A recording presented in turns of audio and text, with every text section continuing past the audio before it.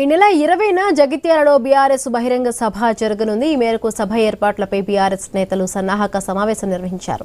CM అండ చూసుకుని మక్కాన్ సింగ్ ఇష్టం వచ్చినట్టు మాట్లాడుతున్నారని ఫైర్ అయ్యారు ఎమ్మెల్సీ ఎల్ రమణ.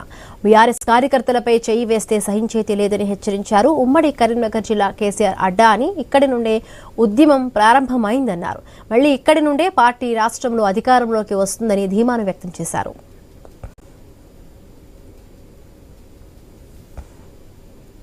ఎవడైతే పార్టీ నష్టం చేసిండో, ఎవడైతే పార్టీకి అడ్డం వచ్చిండో, ఎవడైతే పార్టీకి ఇబ్బందులు పెట్టిండో రాబోయే కాలంలో గులాబీ బుక్ లో రేపు రాద్దాం, ఆ విధంగా ముందుకెళ్దాం.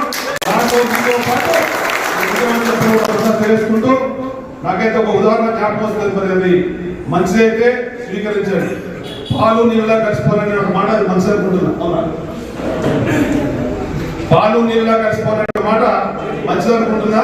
జగించాలి అందరం కూడా అదేవిధంగా జీవన్ రెడ్డి గారి సాక్షిగా జరిగేటువంటి బహిరంగ సభను విజయవంతం చేయడంలో ముందుండి పనిచేద్దాం.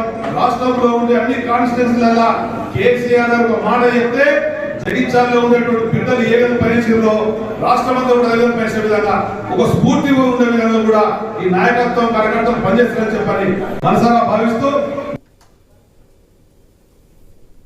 మరొకవైపు కోరుట్ల ఎమ్మెల్యే సంజయ్ జీవన్ రెడ్డిపై కీలకమైన వ్యాఖ్యలు చేశారు. కొత్త వాళ్లు పార్టీలోకి వస్తున్నప్పుడు చిన్న చిన్న సమస్యలు ఉంటాయని వాటిని సర్దుకొని ముందుకు వెళదామని కార్యకర్తలకు దిశానిర్దేశం చేశారు. జీవన్ రెడ్డి అధికార పార్టీని వదిలి బీఆర్ఎస్ లోకి వస్తున్నారని సాదరంగా ఆహ్వానించారని సూచించారు.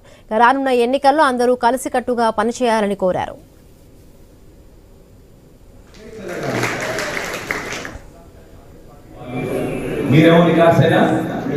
బీఆర్ఎస్ పార్టీ మీరు ఇద్దరు కూడా పార్టీలను గౌరవించడం అంటే మనుషులు ఇంపార్టెంట్ కాదు. ఎప్పుడైనా మీరు వ్యవస్థని ఎమ్మెల్యేలైనా మీరు పట్టించుకోవాలి. మీరు మాత్రం బీఆర్ఎస్ పార్టీలో ఉన్నారు అంటే మీకు పార్టీ ముఖ్యమే.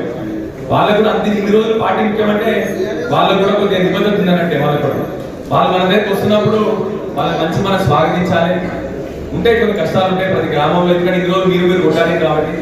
కానీ వాళ్ళకు కూడా సిద్ధాంతపరంగా చూస్తే జీవన్ రెడ్డి గారికి రైతులు గ్రామాలు అంటే వారికి అమితమైన ప్రేమ మా కేసీఆర్ గారు.